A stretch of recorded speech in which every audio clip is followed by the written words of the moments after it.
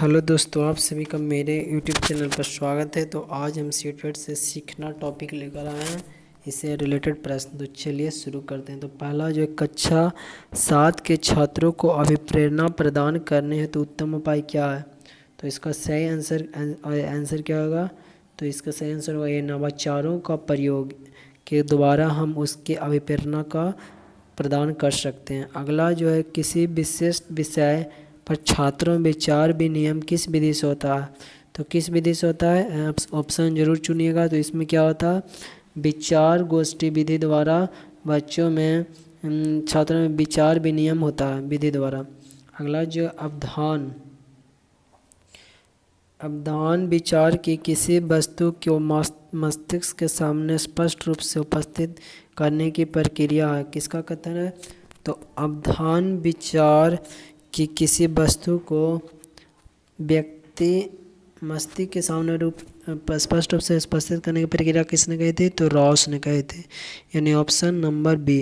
अगला जो प्रश्न है हमारा, अधिगम प्रयास एवं भूल का सिद्धांत है, किसने प्रतिपादन किया था। तो इसका सही आंसर क्या होगा, बहुत ही इम्पोर्टेंट है, थॉर्नडाइक ने।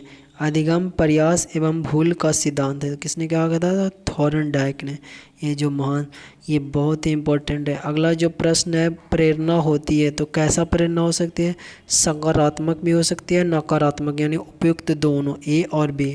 अगला, सीखने के सफल अनुभव अधिक सीखने की प्रेरणा देते हैं। कथन, सीखने के सफल अनुभव अधिक सीखने को प्रेरणा देते हैं, किसकी कथन है। तो इसका सही आंसर होगा फ्रेंडसन के द्वारा, यानी ऑप्शन सी है। अगला जो है, मैस्ले के अनुसार मूल आवश्यकताएं कितने प्रकार की होती हैं। तो कितने प्रकार की होती है। तो इसका सही आंसर होगा, मैस्ले के अनुसार 5 ही प्रकार के ही मूल अवस्थाएं होती हैं। अगला जो, अवधान को केंद्रित करने की आंतरिक दशा नहीं है। तो किस में आंतरिक दशा नहीं है अवधान को केंद्रित करने के लिए। तो आप सही इसका आंसर बताइए। तो इसका सही आंसर क्या होगा, ऑप्शन नंबर बी। अवधान को केंद्रित करने की आंतरिक दशा किस में नहीं है, प्रकृति की। अगर निम्न में से प्रेरणा का स्रोत नहीं है तो नौवां का आंसर क्या होगा, चालक प्रेरक उद्दीपन, यानी उपयुक्त सभी जो प्रेरणा का स्रोत नहीं है। अगला जो है, किस मनोविज्ञान ने अपने अधिगम सिद्धांत में पुनर्बलन पर सबसे अधिक बल दिया। तो किसने अधिक बल दिया था। तो स्किनर ने। बहुत बड़ा जो चूहे से रिलेटेड था, चूहे से था, जो लेवल को गिरा देता था जब खाना आता था। तो वह स्किनर ने सबसे ज़्यादा बल दिया पुनर्बलन पर। अगला जो प्रश्न है, अगला जो अवधान होता है कैसा होता है, ज्ञानात्मक भी हो सकता है, क्रियात्मक भी हो सकता है, भावात्मक भी होता है, यानी ऑप्शन नंबर डी, यानी सारे सही है। अगला जो पुरस्कार वह है, पुरस्कार की बाह्य प्रेरणा है कि आंतरिक, यानी बाहर प्रेरणा है, यानी ऑप्शन नंबर ए। अगला, गेस्टलवादियों ने अधिगम का कौन सा सिद्धांत दिया था। तो गेस्टलवादियों ने अधिगम का कौन सा सिद्धांत दिया था।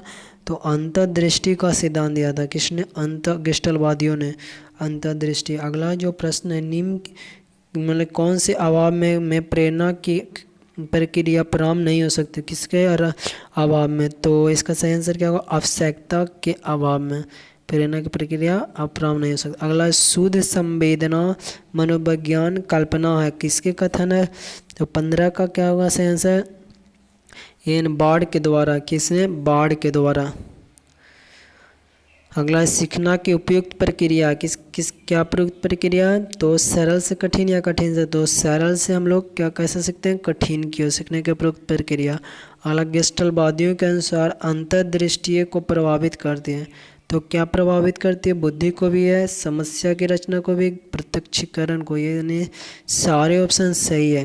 अगला, कोहलर ने अपना अधिगम सिद्धांत प्रतिपादित करने के लिए प्रयोग किया था, किस चीज़ को प्रयोग किया था कोहलर ने। तो सुल्तान नामक चिंपांजी पर किया था, ये बहुत इंपॉर्टेंट है। सुल्तान नामक चिंपांजी पर कोहलर ने अपना अधिगम का सिद्धांत प्रतिपादित करने के लिए प्रयोग किए थे। अगला जो प्रश्न है, जो बात पहले सीखी जा सके उसे स्मरण रखना, ये स्मृति कथन है। ये कथन किसने किया था। तो ये जो कहा गया था वुडवर्थ के द्वारा, कि जो आप पहले सीख चुके हैं बस उसको आप याद रखें, मतलब उसको आप जब आपसे पूछा जाए आप यदि बता दिए तो आपको स्मरण शक्ति है। बस यही बताएगा। अगला जो प्रश्न 6, वन मानुषों एवं केले का प्रयोग किया था, किसने किया था? तो ये कोहलर ने किया था। किसने? कोहलर ने। अगला मैस्लो के अनुसार व्यक्ति में बी प्रेरक कितने हैं? तो मैस्लो के अनुसार व्यक्ति में बी प्रेरक कितने हैं? 18 हैं। अगला सीखना विकास की प्रक्रिया है। सीखना भी क्या है? एक विकास की प्रक्रिया। यह किसके द्वारा कहा गया था? तो ये वुडवर्थ के द्वारा कहा गया था। किसके द्वारा? वुडवर्थ के द्वारा। अगला जो प्रश्न है, बालकों के प्रयास की इच्छा जीवित रखिए, यह किसने कहा था? तो इसका सही आंसर होगा जेम्स का। किसने? जेम्स का ने। अगला थॉर्नडाइक का मुख्य नियम नहीं है। क्या नियम नहीं है? तो इसका आत्मिकीकरण का नियम ये नहीं है, बाकी सभी है। तो देख लीजिए कौन कौन सा। अभ्यास का नियम में सही है, ये मतलब ये थॉर्नडाइक का नियम है, ये बोल रहा है। और संतोष का नियम, तत्परता का नियम, लेकिन सही आंसर ये है। अगला जो प्रश्न है, थॉर्नडाइक के अधिगम में कितने प्रकार के गौण नियम बताए गए हैं? तो बताइए कितने प्रकार के। तो सही आंसर क्या होगा? ए, ऑप्शन नंबर ए, 5 प्रकार के।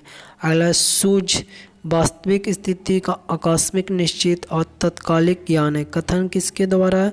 तो यह गुड के द्वारा, गुड का। अगला जो है, वुडवर्थ के अनुसार स्मृति में कितने अंग होते हैं? तो वुडवर्थ ने बताए थे कि ये 4 प्रकार के स्मृति होते हैं।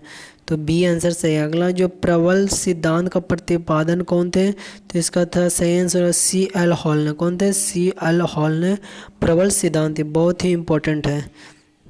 अगला, छात्रों को अभिप्रेरणा प्रदान करने के लिए अपनाएंगे पुरस्कार और दंड दोनों, यानी सही आंसर क्या होगा? Option number A. अगला जो है, मन बुद्धि बालकों के लिए उपयोगी सिद्धांत है, तो किस प्रकार का सिद्धांत उपयोगी है? तो इसका सही आंसर थॉर्नडाइक का सिद्धांत।